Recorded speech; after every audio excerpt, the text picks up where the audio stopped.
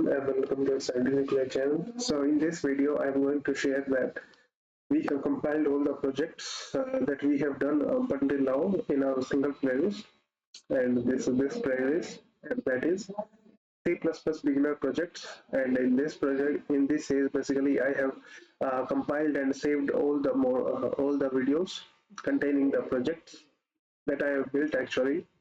So I will just say, uh, please go through all this video. And of course, this is a playlist which contains all my learning videos and all my projects that I have built while learning C++. So that's all for now.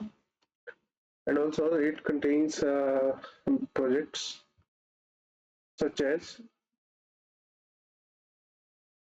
first of all, it contains a project like a simple calculator. Then we got just a second, let me tell you. Simple calculator, then console-based ATM, and then statistical analysis tool.